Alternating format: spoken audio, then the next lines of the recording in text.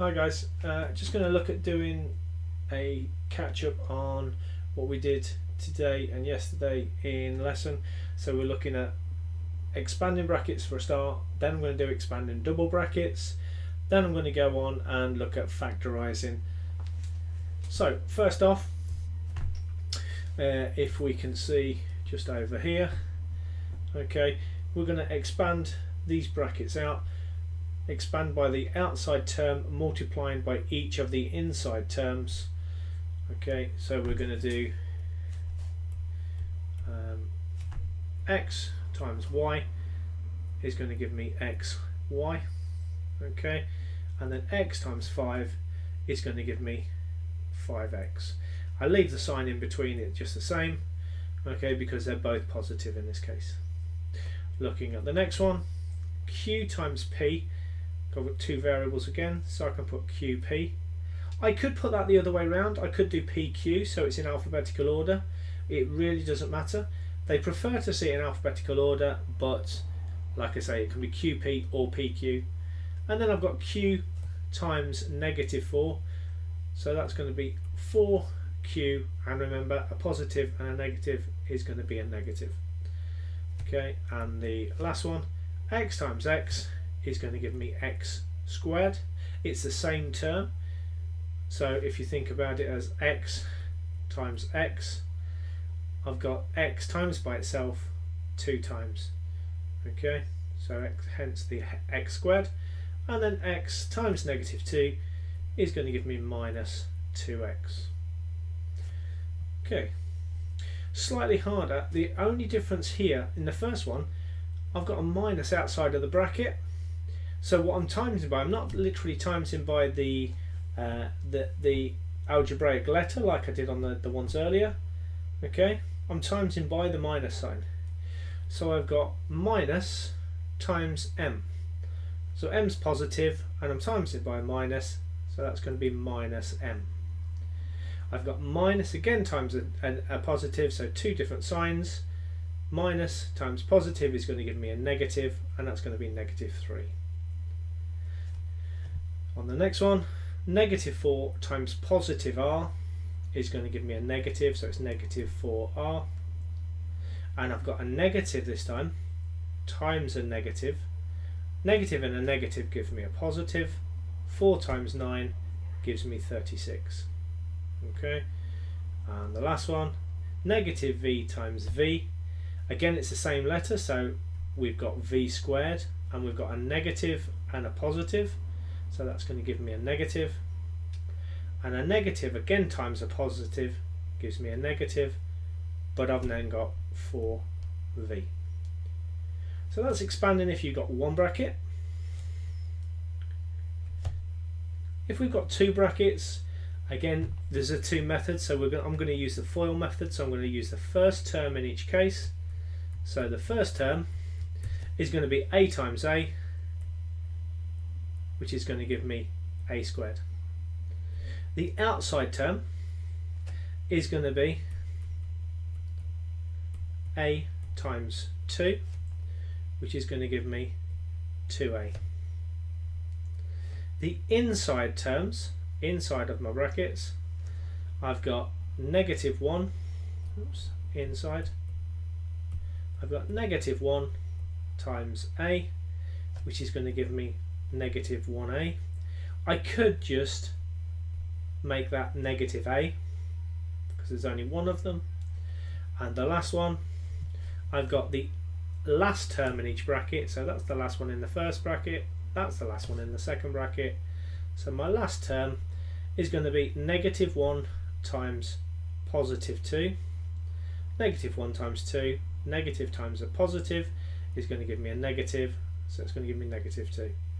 Now if I collected those terms up, I've got a squared, I've got 2a minus a, so I'm just going to write all of the terms out for a start so you can see where they come from. So -2a minus 1a, and my last term is -2 minus 2. Now remember, at this point we're going to collect the like terms. I've got two a values, So I've got a squared plus 2a minus a is just going to give me 1a. I've got two of them here. Take one of them away gives me 1. And then I'm going to do negative 2. So my answer is a squared plus a minus 2. Okay. If I'm going to factorise, and this time we're looking to factorise it. Factorise is the reverse of what we've just done to expand it. So if we expanded it, what would this be if it was in brackets? Is to factorise. So we're going to divide instead of times. So looking at the two numbers, I've got 5 and 15. What's a common number that would go into both of those? The number 5 will. Okay. So 5 divided by 5. Put my 5 outside of the bracket. 5 divided by 5 is going to give me 1. And then I'm going to do plus 15 divided by 5 will go in 3 times.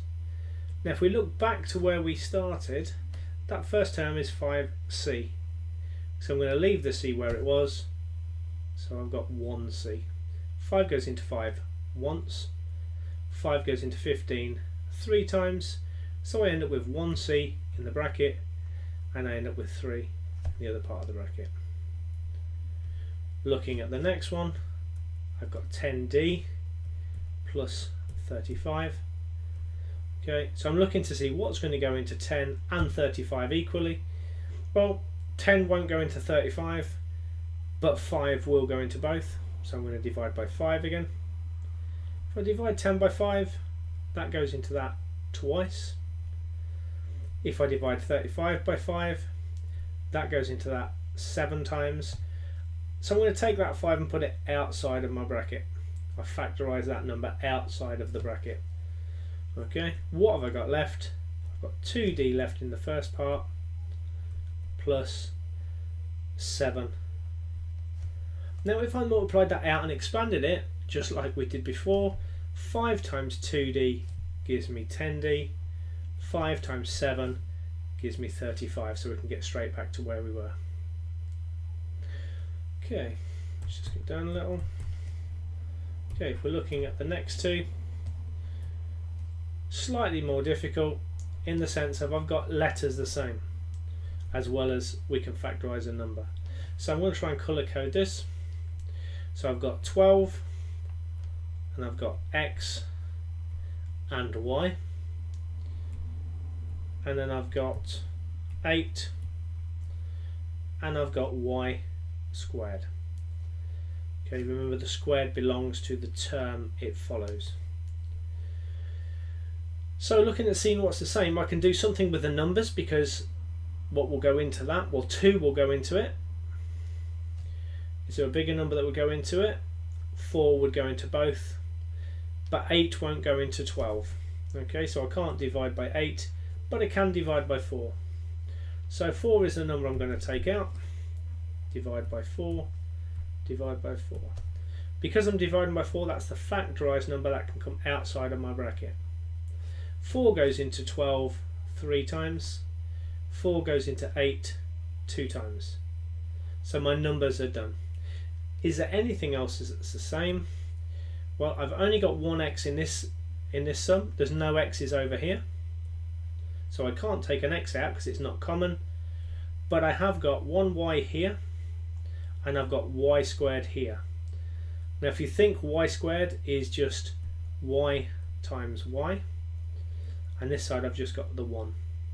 So if I take a y outside of my equation, outside of my bracket, I've taken this y, so that's gone, and I'm going to take one of these y's away because I can only take one out. So what have I got left here? I've got my 3 and my x, so I end up with 3x, and then this side, remember I've still got my positive sign. I've got 2, and I've taken one of the y's away. I've just got 1 left, so 2y. Okay, 2y. Okay, we've got one more left to do, and that's going to be 12pq minus 8p squared. Now I'm going to keep it the same colour this time, but I'm going to try and expand what I've got here. I'm going to try and write this slightly differently.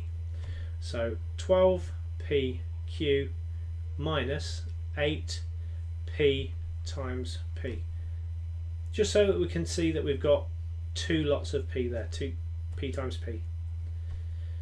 Again, I'm looking to see what I can factorise out. I've got 12 and 8 again, so I'm going to divide by 4.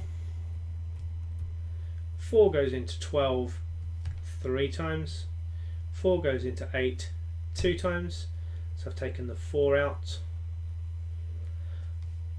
I can't take the q out, but I can take 1p. Take the p outside, I've factorised that out, and I'm left with 3q minus 2p, and that's factorised fully.